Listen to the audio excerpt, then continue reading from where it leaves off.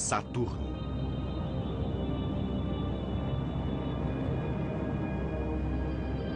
Decolagem da dispendiosa missão espacial Cassini. Estamos em 1997 e uma nave de mais de 5 toneladas se dirige para Saturno. Cassini atingirá este gigante distante apenas no ano de 2004. Esta missão custou $1 bilhão.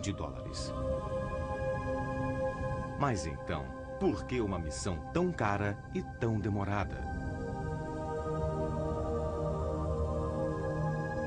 Nossa Terra está a apenas 150 milhões de quilômetros do Sol. É preciso ultrapassar Marte, o último dos planetas rochosos, e depois transpor o imenso fosso que nos separa de Júpiter. Saturno fica ainda mais distante.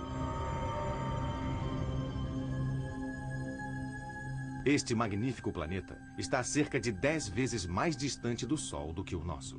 Ele leva quase 30 anos para percorrer sua órbita ao redor do Sol e sua rotação diária dura 10 horas e 15 minutos. Saturno é o segundo maior planeta de nosso sistema solar, depois de Júpiter.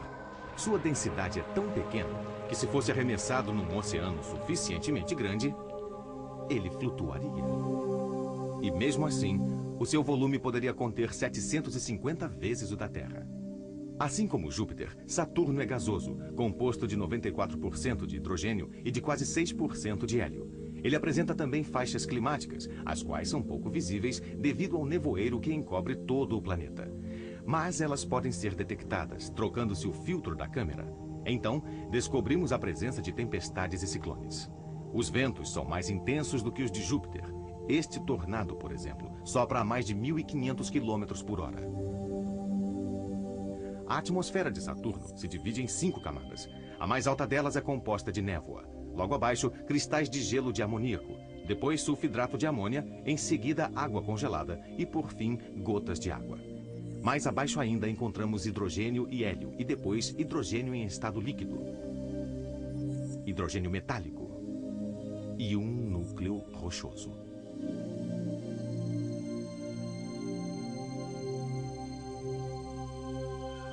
Tal como acontece em Júpiter, é o hidrogênio metálico que produz o campo magnético de Saturno. Este último desvia o vento solar, com exceção dos polos, onde as partículas eletrificadas são engolidas como por uma chaminé. Elas são a origem das auroras polares. Vejamos o Polo Norte.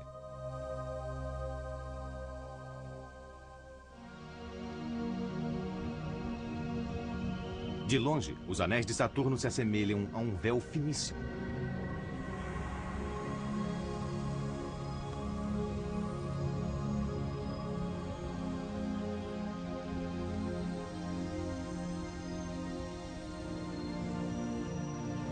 Visto de perto, ele possui bilhões de minúsculos satélites que variam desde grãos de poeira até blocos de gelo do tamanho de um caminhão. Vamos nos colocar numa escala de dimensões terrestres. Os anéis se estendem a uma distância igual à que separa a Terra da Lua.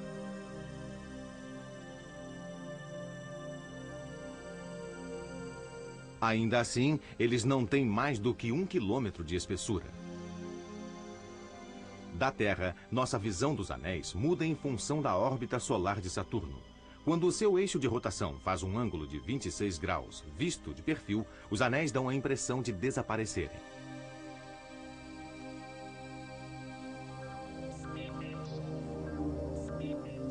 Tudo o que sabemos sobre os anéis de Saturno provém das sondas Voyager, que os sobrevoaram no início da década de 80. Elas nos mostraram 7 faixas principais, cada uma delas composta de centenas de anéis menores. Elas também registraram raios misteriosos. Talvez sejam a poeira que se eleva dos anéis, sob o efeito de forças eletrostáticas. Adotando como ponto de referência visual uma estrela colocada ao fundo, a Voyager pode mapear os anéis e suas divisões.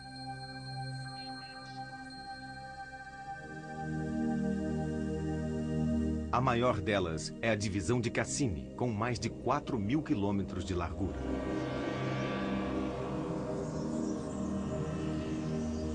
Alguns anéis são mantidos em órbita por pequenos satélites que lhes servem de guardiões. Aqui, vê-se um par desses satélites que sustentam o anel exterior. Este satélite, chamado de Pan, gravita bem no interior da divisão de Encke. Mas os anéis de Saturno permanecem um enigma.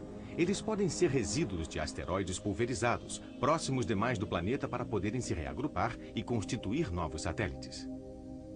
Daqui a alguns milhões de anos, os anéis de Saturno poderão até se dispersar.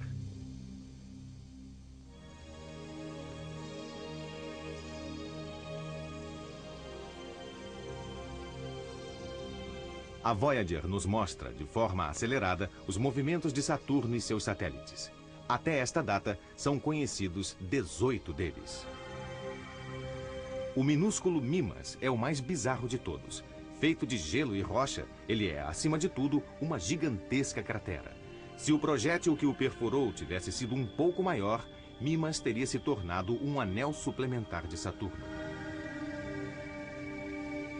Aqui, vê-se Encélado, quase 2 vezes maior que Mimas, com seus 500 quilômetros de largura.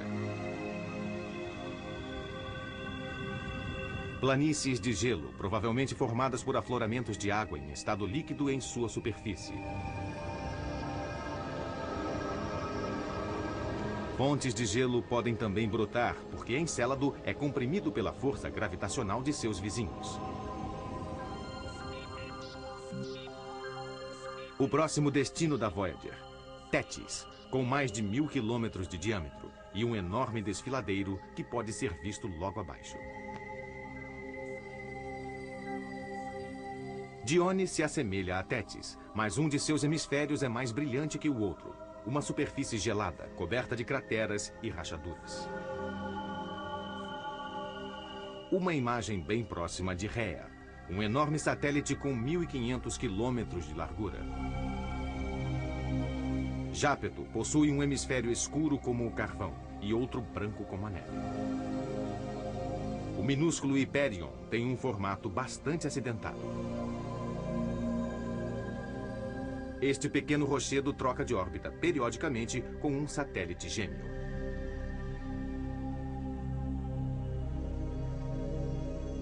O maior satélite de Saturno, maior até mesmo que o planeta Mercúrio, foi descoberto em 1655 pelo astrônomo holandês Huygens. Chamado de Titã, ele se assemelha à nossa Terra primitiva, colocada num congelador. Titã é envolto em brumas, mas a Voyager conseguiu detectar a presença de moléculas orgânicas, compostos de carbono tais como aqueles que deram origem à vida sobre a Terra.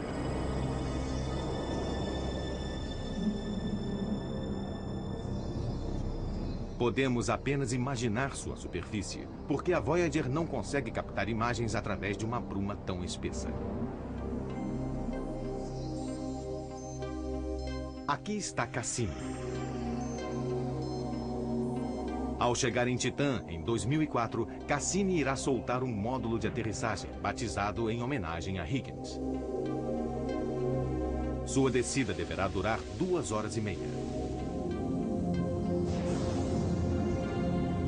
A atmosfera de Titã é rica em nitrogênio, como a da Terra.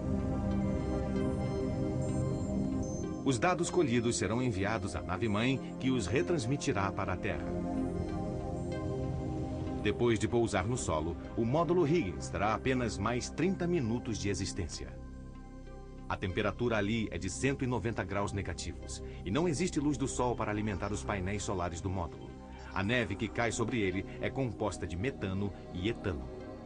O Huygens também foi preparado para pousar sobre uma superfície líquida, pois podem existir oceanos de hidrocarbonetos em Titã. Lá, o Huygens terá apenas mais meia hora para enviar sinais à Terra e responder a esta questão crucial. Será Titã um laboratório da vida? Este é um motivo suficiente para investir $1 bilhão e fazer uma visita ao Senhor dos Anéis.